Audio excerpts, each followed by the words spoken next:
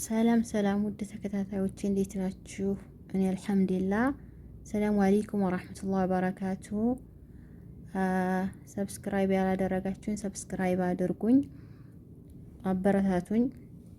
ኢንሻአላህ ዛሬ አንድ ታሪክ አነብላችኋለሁ። አስገራሚ ታሪክ። ፍትህና ፍርድ በጀሊሉ ችሎት ይላል። ሙሳ አለይሂ ሰላም አንድ ቀን ከአላህ ጋር እያወራ ሳለ አላህን እንዲህ ብሎ ጠየቀው፣ ጌታዬ እስቲ ያንተን ፍትህና ያንተን ፍርድ አሳየኝ አለው። አላህም አንተ እኮ ችኩልና ማትታገስ ነህ፣ እንዴት አድርጌ ላሳይህ ብሎ መለሰለት። ሙሳ አለይሂ ሰላም ባንተ እገዛ ትዕግስት አደርጋለሁ አለው። አላህም እንዲህ የሚባል ቦታ የውሃ ምንጭ አለ፣ እዛች ቦታ ማንም እንዳያይህ ተደብቀህ ችሎታዬንና ውስጥ አዋቂነቴን ዝም ብለህ ተከታተል አለው። ሙሳ አለይሂ ሰላም እዛች ምንጭ ጋር ደረሱና ምንጯ አጠገብ ማንም በማያውቀው መልኩ አንዲት ዛፍ ላይ ወጥቶ ቁጭ አለ። ከዚያም አንድ ፈረሰኛ ምንጯ ጋር መጣና ፈረሱን አቆሞ ውሃ ጠጣ። በዚያውም በአንድ ከረጢት 1000 ዲናር አጠገቡ አስቀምጦ ትንሽ ጋደም አለ። ከትንሽ ረፍት በኋላ ፈረሰኛው ያስቀመጠውን 1000 ዲናር ረስቶ ጉዞውን ጀመረ። ይህ ሁሉ ሲሆን ሙሳ በትኩረት እየተከታተለ ነው። ብዙም ሳይቆይ አንድ ልጅ መጣና ከምንጩ ጠጣና ሊሄድ ሲል ያ ፈረሰኛ ረስቶት የነበረውን 1000 ዲናር አየ። በጣም ተደስቶ ይዞት ሄደ። ከዚያም ልክ ልጁ አካባቢውን ለቆ እንደሄደ አንድ ማየት የተሳነው ሽማግሌ መጣ። ከምንጩ ጠጥቶ ውዱ አደረገና እዛው ሰግዶ ጋደም አለ። ልክ ይሄ ሽማግሌ ጋደም እንዳለ ያ የቅድሙ ፈረሰኛ ዲናሩን አስታውሶ ሲጋልብ መጣ። ቦታው ላይ ሲደርስ ሽማግሌው ተኝቷል። ፈረሰኛውም ሽማግሌውን ቀሰቀሰና አሁን እዚህ ጋ ውሃ ጠጥቼ 1000 ዲናር ረስቼ ሄጃለሁ። ካንተ ሌላ ማንም እዚህ ጋ አልመጣም። ስለዚህ ንብረቴን አሁን አምጣ አለው። ሽማግሌውም ልጄ እኔ እንደምታየኝ እውር ነኝ፣ ምንም ማየት አልችልም። ታዲያ እንዴት አድርጌ ወስዳለሁ አለው። ፈረሰኛውም በጣም ተናደደ። እየዋሸውም እንደሆነ ገመተ። ከዚያ ጎራዴውን አወጣና ንብረቴን የምትመልስ ከሆነ መልስ፣ አሊያ ካልመለስክ በዚህ ሆድህን እተረትርልሃለሁ ሲለውም ሽማግሌውን ማልቀስ ጀመረ። ሙሳ አለይሂ ሰላምም ይህንን ሁሉ በትዕግስት እየተከታተለ ትዕግስቱ ሲሟጠጥ የጌታውን ቃል በማስታወስ ባለበት ይጸናል። ከዚያ ፈረሰኛውም በያዘው ጎራዴ የሽማግሌውን አንገቱን ቀነጠሰለት። ከዚያም ልብሱን አገላብጦ ሲፈትሽ ምንም ሊያገኝ አልቻለምና ትቶት ሄደ። ከዚያም አላህም እንዲህ አለ፣ አንተ ሙሳ ሆይ የኔ ፍትህና የኔ ፍርድ ነው። ሙሳም ጌታዬ ትዕግስቴ ተሟጦ አልቋል። አንተ ጥበበኛ ነህ፣ እስቲ አስረዳኝ አለው። አላህም እኔ ውስጥ አዋቂ ነኝ፣ አንተ የማታውቀውን አውቃለሁ አለው። ቅድም መጥቶ የፈረሰኛውን ንብረት የወሰደው ልጅ የራሱ ሀቅ ነው የወሰደው። ምክንያቱም የልጁ አባት እዛ ፈረሰኛ ዘንድ ተቀጥሮ ሰርቷል። ፈረሰኛውም የላቡን ከልክሎታል። ስለዚህ ልጁ የወሰደው የአባቱን ሀቅ ነው። ሱብሃንአላህ። እውሩ ሽማግሌ ደግሞ ድሮ አይኑ ከመጥፋቱ በፊት የዛን የፈረሰኛውን አባት ገድሎት ስለነበረ ፈረሰኛው የአባቱን ገዳይ እንዲበቀልለት አድርገናል። ያ ሙሳ አንተ ሙሳ ሆይ ለሁሉም ሐቁን አድርሰናል። አንዱ ፍትሐችን ነው ሲሆን አንዱ ደግሞ ፍርዳችን ነው። እኛም የጥበበኞች ሁሉ ጥበበኛ ነን አለው። አላህም አጂብ ሱብሓነላህ። ረሱል ሰለላሁ ዐለይሂ ወሰለም ወደ መልካም ነገር ያመላከተ ሰው የሰራውን ሰው ያህል አጅር ያገኛል ብለዋል ሰለላሁ ዐለይሂ ወሰለም። ሰላም ውድ ተከታታዮቼ እንዴት ናችሁ?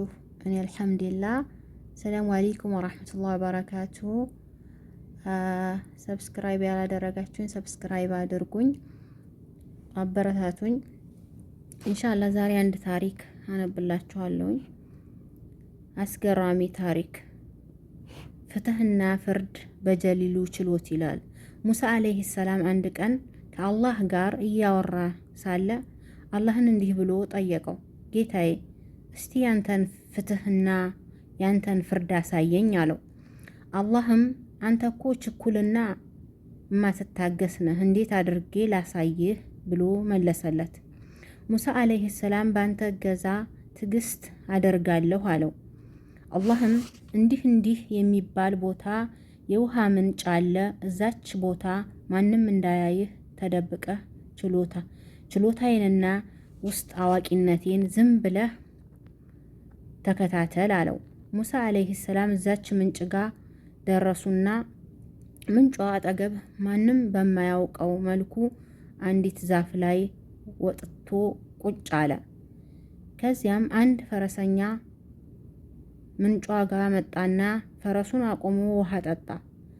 በዚያውም በአንድ ከረጢት 1000 ዲናር አጠገቡ አስቀምጦ ትንሽ ጋደም አለ።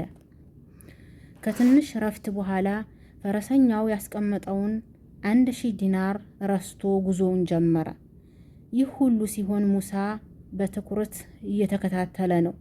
ብዙም ሳይቆይ አንድ ልጅ መጣና ከምንጩ ጠጣና ሊሄድ ሲል ያ ፈረሰኛ ረስቶት የነበረውን 1000 ዲናር አየ። በጣም ተደስቶ ይዞት ሄደ። ከዚያም ልክ ልጁ አካባቢውን ለቆ እንደሄደ አንድ ማየት የተሳነው ሽማግሌ መጣ። ከምንጩ ጠጥቶ ውዱ አደረገና እዛው ሰግዶ ጋደም አለ። ልክ ይሄ ሽማግሌ ጋደም እንዳለ ያ የቅድሙ ፈረሰኛ ዲናሩን አስታውሶ ሲጋልብ መጣ። ቦታው ላይ ሲደርስ ሽማግሌው ተኝቷል። ፈረሰኛውም ሽማግሌውን ቀሰቀሰና አሁን እዚህ ጋር ውሃ ጠጥቼ 1000 ዲናር ረስቼ ሄጃለሁ። ካንተ ሌላ ማንም እዚህ ጋር አልመጣም። ስለዚህ ንብረቴን አሁን አምጣ አለው። ሽማግሌውም ልጄ እኔ እንደምታየኝ እውር ነኝ፣ ምንም ማየት አልችልም። ታዲያ እንዴት አድርጌ ወስዳለሁ አለው። ፈረሰኛውም በጣም ተናደደ። እየዋሸውም እንደሆነ ገመተ። ከዚያ ጎራዴውን አወጣና ንብረቴን የምትመልስ ከሆነ መልስ፣ አሊያ ካልመለስክ በዚህ ሆድህን እተረትርልሃለሁ ሲለውም ሽማግሌውን ማልቀስ ጀመረ። ሙሳ አለይሂ ሰላምም ይህንን ሁሉ በትዕግስት እየተከታተለ ትዕግስቱ ሲሟጠጥ የጌታውን ቃል በማስታወስ ባለበት ይጸናል። ከዚያ ፈረሰኛውም በያዘው ጎራዴ የሽማግሌውን አንገቱን ቀነጠሰለት። ከዚያም ልብሱን አገላብጦ ሲፈትሽ ምንም ሊያገኝ አልቻለምና ትቶት ሄደ። ከዚያም አላህም እንዲህ አለ፣ አንተ ሙሳ ሆይ የኔ ፍትህና የኔ ፍርድ ነው። ሙሳም ጌታዬ ትዕግስቴ ተሟጦ አልቋል። አንተ ጥበበኛ ነህ፣ እስቲ አስረዳኝ አለው። አላህም እኔ ውስጥ አዋቂ ነኝ፣ አንተ የማታውቀውን አውቃለሁ አለው። ቅድም መጥቶ የፈረሰኛውን ንብረት የወሰደው ልጅ የራሱ ሀቅ ነው የወሰደው። ምክንያቱም የልጁ አባት እዛ ፈረሰኛ ዘንድ ተቀጥሮ ሰርቷል። ፈረሰኛውም የላቡን ከልክሎታል። ስለዚህ ልጁ የወሰደው የአባቱን ሐቅ ነው። ሱብሃንአላህ። እውሩ ሽማግሌ ደግሞ ድሮ አይኑ ከመጥፋቱ በፊት የዛን የፈረሰኛውን አባት ገድሎት ስለነበረ ፈረሰኛው የአባቱን ገዳይ እንዲበቀልለት አድርገናል። ያ ሙሳ፣ አንተ ሙሳ ሆይ ለሁሉም ሐቁን አድርሰናል። አንዱ ፍትሐችን ነው ሲሆን አንዱ ደግሞ ፍርዳችን ነው። እኛም የጥበበኞች ሁሉ ጥበበኛ ነን አለው። አላህም አጅብ ሱብሃንአላህ። ረሱል ሰለላሁ ዐለይሂ ወሰለም ወደ መልካም ነገር ያመላከተ ሰው የሰራውን ሰው ያህል አጅር ያገኛል ብለዋል ሰለላሁ ዐለይሂ ወሰለም።